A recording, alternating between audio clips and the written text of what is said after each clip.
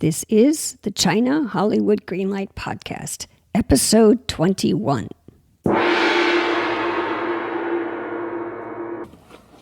And rolling sound. Quiet. Here we go. Ready. Speeding. 120, take 7. And action. This is Caryn McCann, the host of the China Hollywood Greenlight Podcast, a podcast about creating and distributing content for both Hollywood and China. Any links mentioned in the podcast can be found in the show notes at chinahollywoodgreenlight.com/podcast and look for this episode, which is number 21. If you like the show, please go to iTunes, subscribe, and leave a rating. These ratings and reviews really help spread the word about the podcast and will attract more great guests. A quick update on what I'm working on. First, let me say it's been a long time since my last podcast, but I have a big surprise for everyone. It's a project I've been working on for a while, and I'm happy to say it will be ready to launch in the next couple of weeks. I am launching a new China Hollywood screenplay database. It's called the China List. This is a membership website for Western and Chinese screenwriters to connect with producers, financiers, agents, and managers in the East and West. Future plans include a film catalog for filmmakers looking for sales and distribution, as well as China Hollywood mastermind groups, a China film crew finder, and a lot more.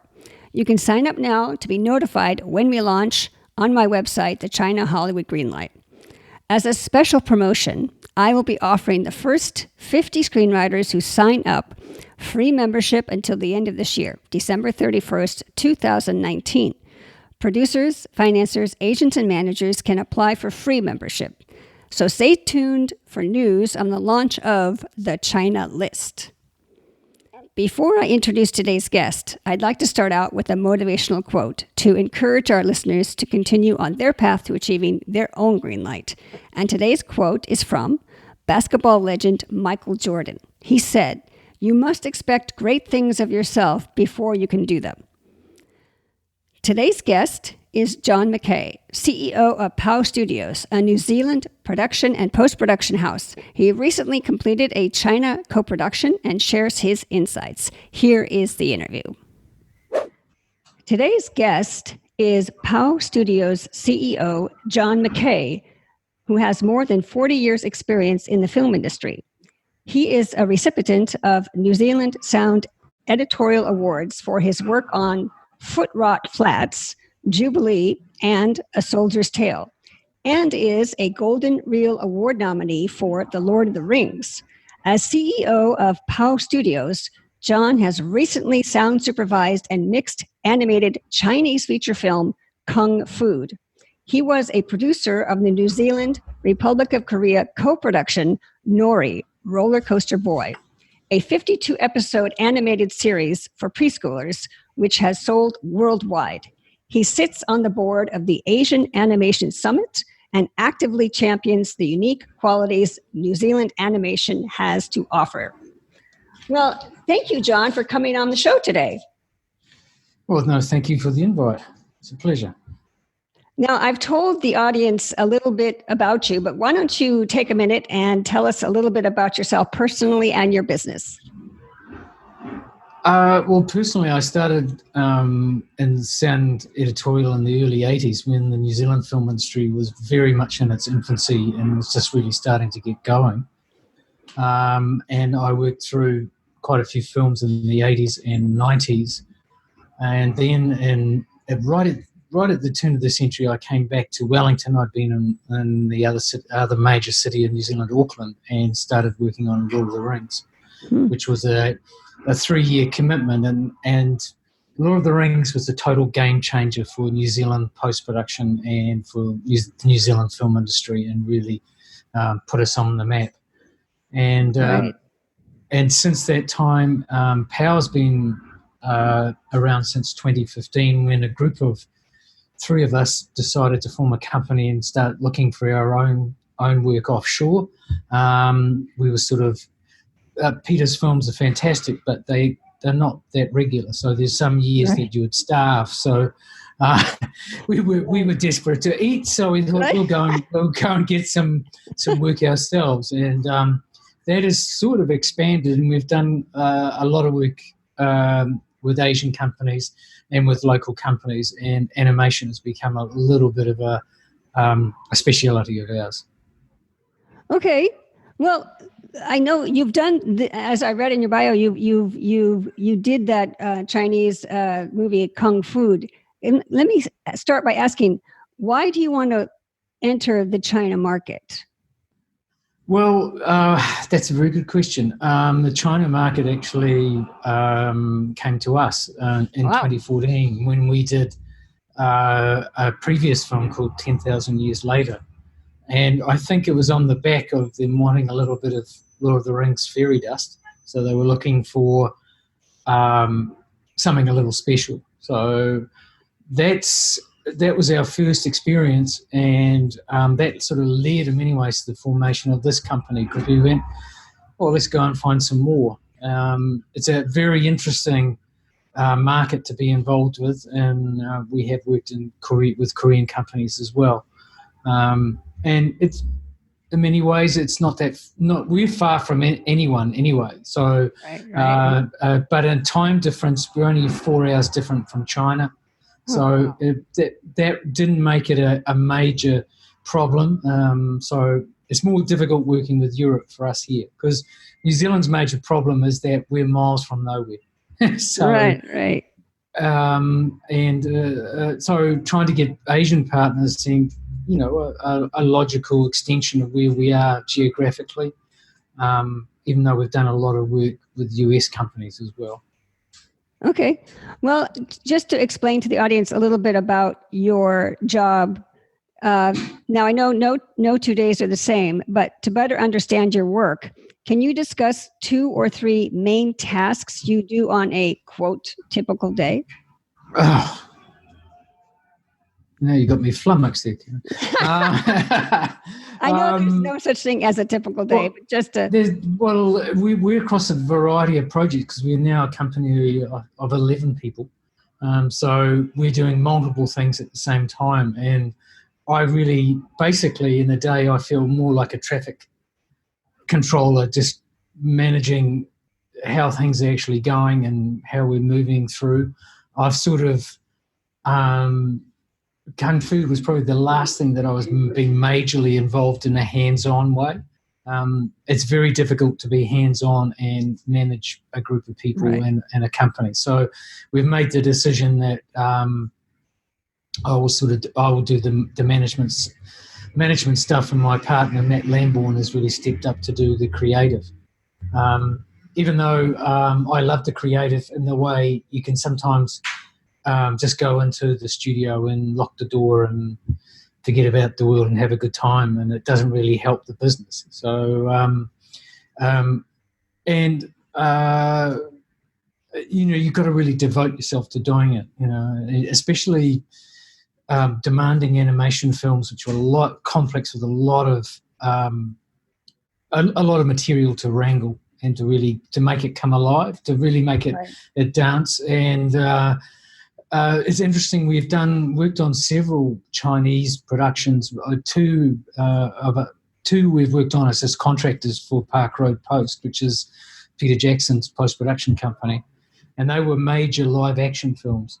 And ourselves, we've done 2 animation films, plus the Nori series, which I actually it was actually animated in China, even though it was originated out of Korea. And I put the Korean and the Chinese partners together. I knew them separately and introduced them, and so that actually proved profitable for both of them. So and it was it's the Chinese market is it's a bit like the Wild West in that everything's up for grabs, everything's a bit new. So you really got to tread your way a little carefully into finding people of experience and people who really know what they're doing. And the advantage we had on Kung Fu is the lighting director of our previous film had recommended us for this, and it was someone we knew, and that made the experience really work, because Chinese and Asian films, you really got to, they are about relationship and getting to know the people. Even though on Kung Fu, the director didn't speak a word of English, and we only had translators. Even though I've got two people who speak Mandarin in our company. So, wow. So, yeah, well, it's essential to understand culture, because there are things that they take offence at and we take offence at, and don't realise that it's all happening. So you really got to understand the nuances, or there's going to be tears before bedtime. So. Yeah. Okay, you mentioned that you put together those partners, the Chinese and the South Korean partner for Nori. That leads to my next question. How did you find your business partners? And then the follow-up is, how do you suggest the listeners find a Chinese producer or Chinese partner? Well, in 2015, we went to several film festivals in China. We went to Beijing and we went to Shanghai. And at Beijing, we met our Korean partner, then went out and socialised a bit. And then at Shanghai, and I'd met a Chinese partner who'd come through on a delegation to New Zealand. So I'd met them previously in New Zealand as they were on a delegation out here. And then again, when we were in Shanghai, they'd actually had, I introduced them in Beijing, and by Shanghai, which was only a few months later, they were really getting close to doing the deal. And then we went to big. So if you're doing any Asian production, you've got to either have a strong stomach for hard liquor, because they'll be a bit of baijiu, and you should like Asian food, and that for me is no problem whatsoever. Their food side of it. So they're very hospitable in hosting you, in as you probably experienced yourself. So, it was getting to know, and the deal moved very quickly. And then I knew that we weren't actually going to be part of the audio, but their previous partners dropped out, and I got asked, and we did a deal, and the way we were running doing it. So, things in Asia happen quickly or not at all. That's true. But yeah. When you went to Beijing and you met the Korean partners, was it just like you were sending out emails or phone calls to a lot of companies, and this one just happened to?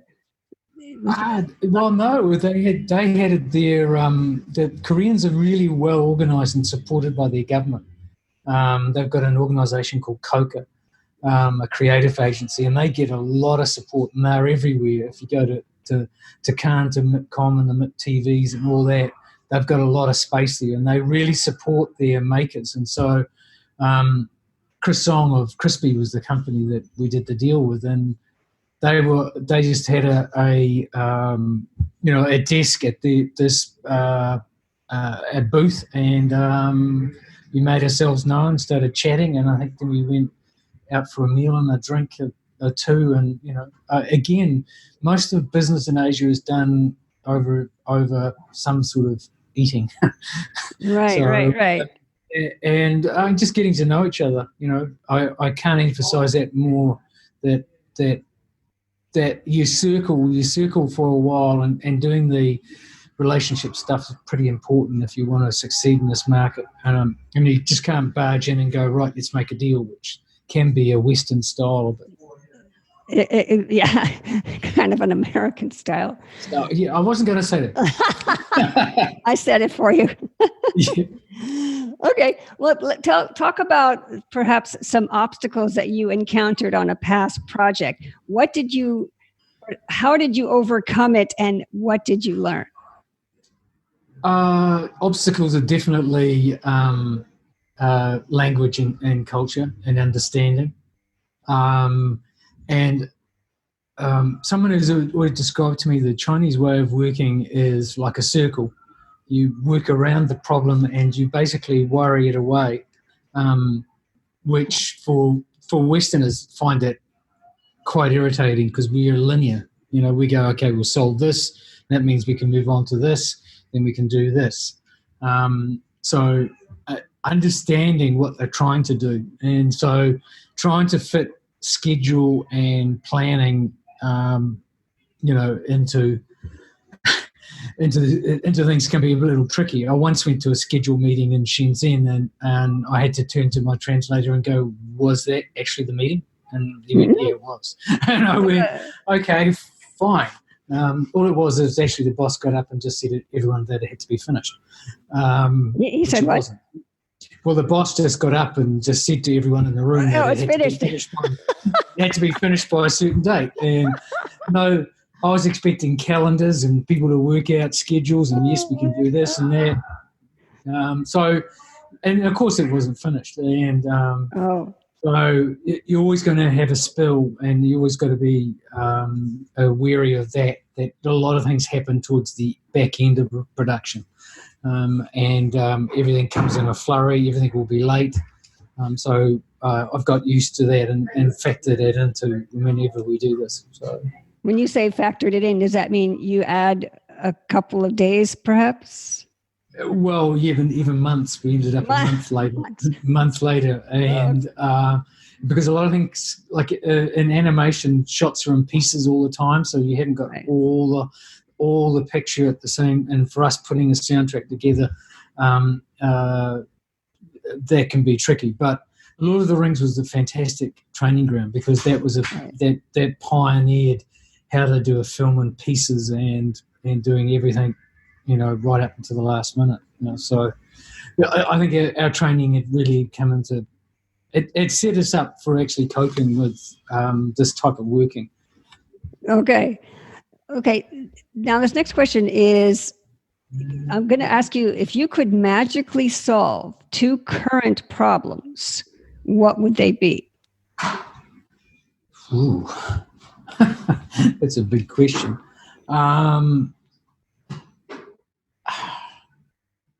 I think some of the issues, especially working with China, are they've got difficulties in getting money out now. Getting money out? Getting money out of China, so we had a lot of problems in the last film actually getting the final payment through the system there. So, and they have a lot of difficulty doing that. For them, it is really, they've made it hard for Chinese companies to work with foreign companies a little bit. Right. So that is a difficulty. And I think if there was a button that said, really, this is what you're really thinking, because the Chinese language is so poetic, and and so it doesn't Google Translate is highly amusing, really. Yes. You have to really go, okay, so what are they really thinking here? So, that's a good I'm very interested in that. That's I think a lot of people, especially if you don't speak Chinese, that's an issue. Now let's talk about your company. What sort of future projects are you looking for, and what do you think the Chinese studios are looking for? Well, we're looking because we're not cheap here, and there are a lot of cheap alternatives in Asia to what we do.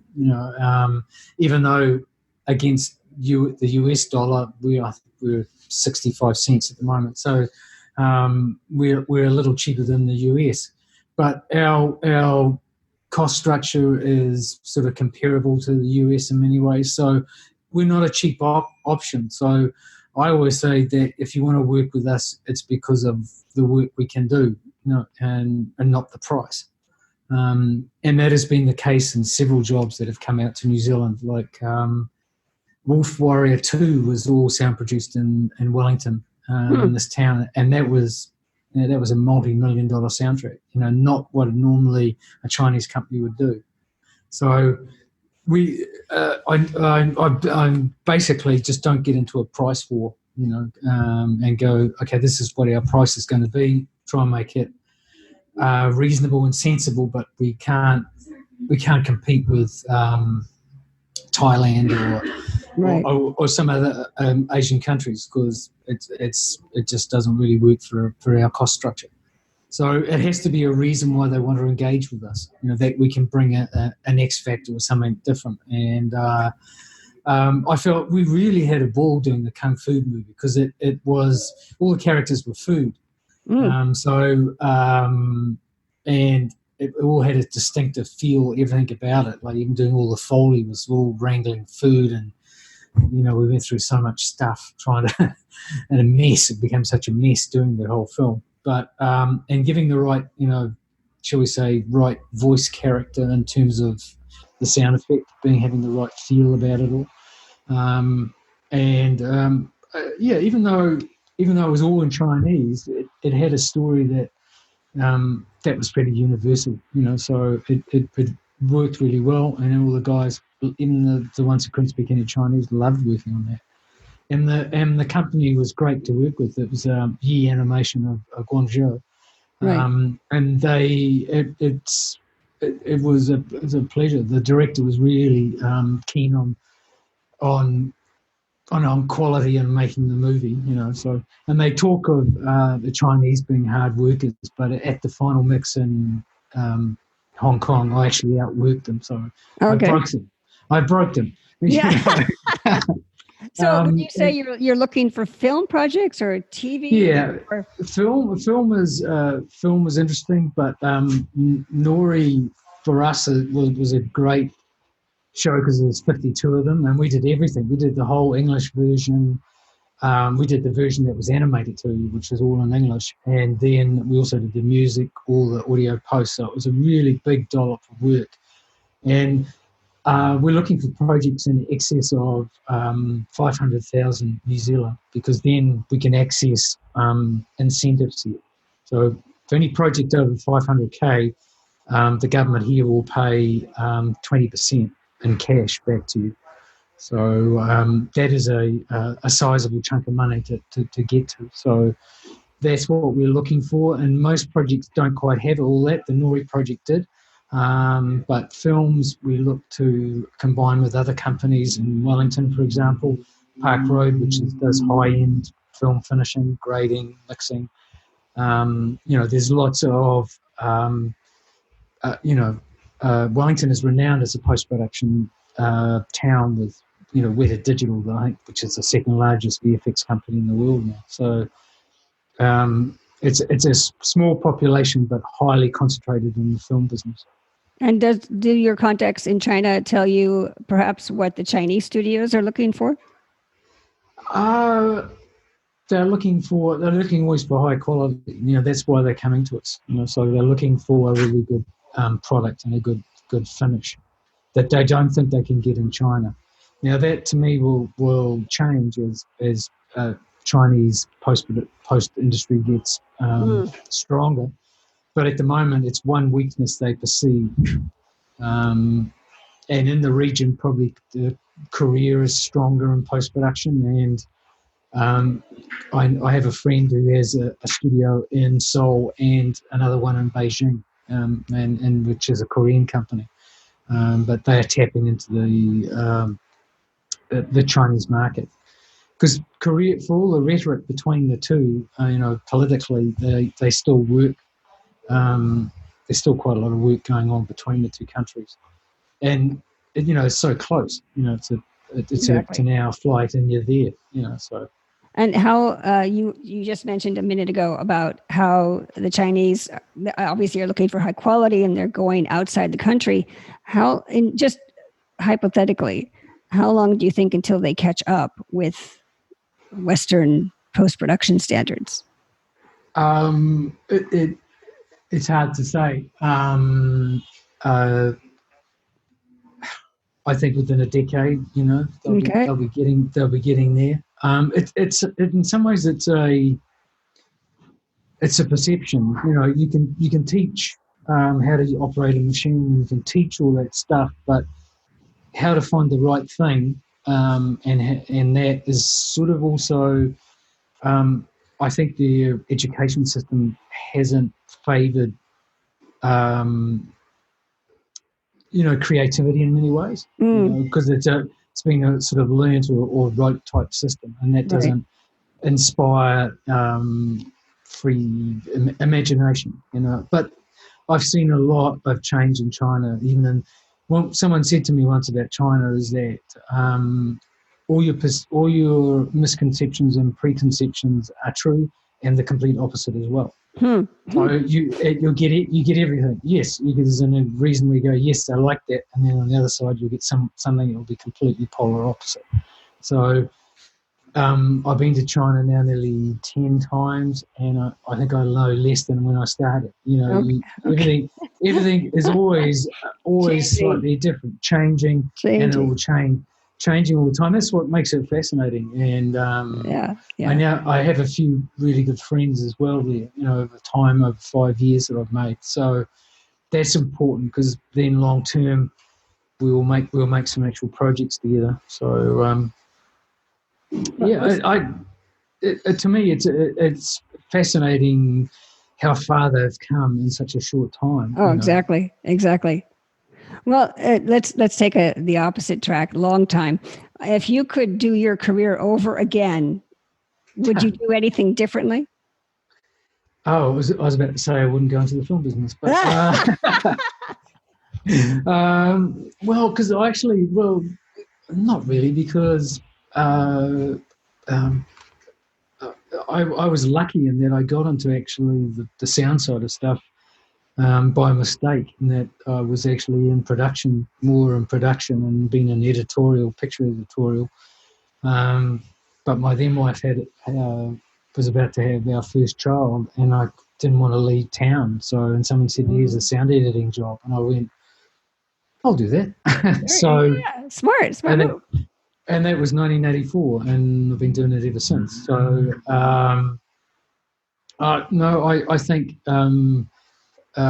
not being too planned has been really actually worked for me, because it's opened me up to opportunity. And the way the industry in New Zealand has evolved and changed and grown has been quite a wild ride. And also technology changes. We've gone from film and magnetic stock and tape and right through the digital, So that has been. I wouldn't have wanted to miss that sort of whole progress and change, because I think it's been fascinating how far we've come. Yes, exactly. Now, this next question is sort of a trick question. What question did I not ask you that I should have? God knows. I have no idea. Some secret about working in China, or secret of working in China. If someone has it, they can tell me. I think you really still have to play it on the people you meet and the people you get to know. Like that to me has always been critical in any business relationship, and I don't think it changes in China. The more you know your partner, and the more that you actually get into the trust factors. Because I think the other thing is that they're probably more suspicious of us, because of being closed society for quite a while. They're quite nervous of the West. We think they're all powerful and inscrutable, but I do get the sense that for them it's quite a bold move to go out of China. And I've got a friend who's done productions with Italians and French, and I really admire the way that he's done it from a small company in Nanjing. They can be quite entrepreneurial and quite bold. So, I suppose I'm just hammering the whole relationship. The more you know, the better. So important. No, it's good to tell everybody about that. Now, my last question is: what advice can you give those aspiring to tap into the Chinese market? I think I've probably said it all, but I think the one is to do your homework, and but be open to a surprise and things changing in a heartbeat.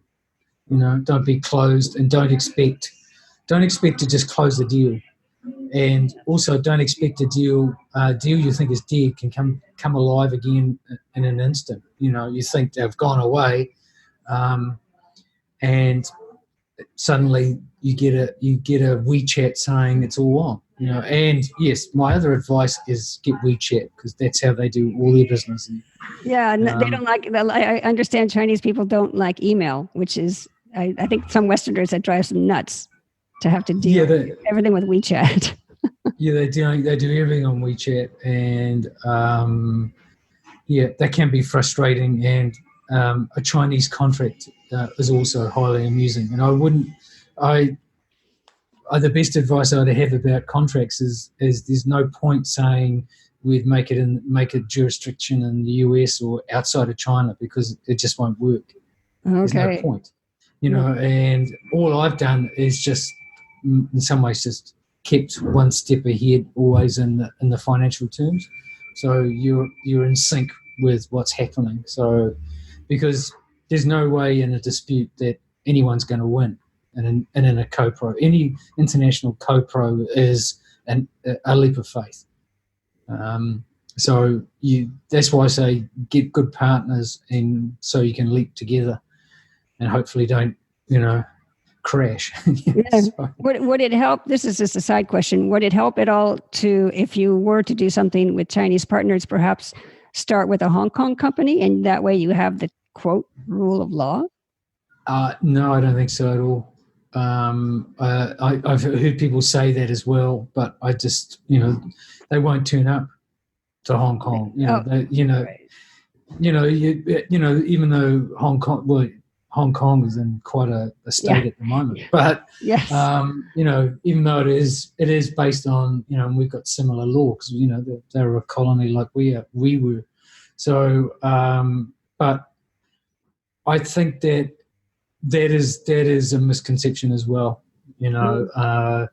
and your best bet, because like Chinese contracts, one contract we had, the Chinese version was so different from the English version, and where it's signed and whatever. And someone who has also said to me that signing a Chinese deal is just the beginning of the negotiation, so, be prepared for your partner to try and, change a deal or whatever, and just be staunch and honest, right straight down, That's and in the end, I found them really, the two experiences we had, straightforward and honourable. It worked very well. Excellent. Well, great. Now, in conclusion, would you like to share any social media details or website links so our audience can keep track of your work? Yes, our best one is our website, which is POW Studios, all one word, .co.nz. Okay. And you can see our social media from there. We're a small studio of 12 people, and we've just moved into more comfortable facilities, which have been great. So we're a growing business and always looking for business. There you go. Well, John, thank you so much for coming on our podcast today. No, it was a pleasure. Great. Well, thank you, John, and we'll see you at the premiere. I've got 3 key points.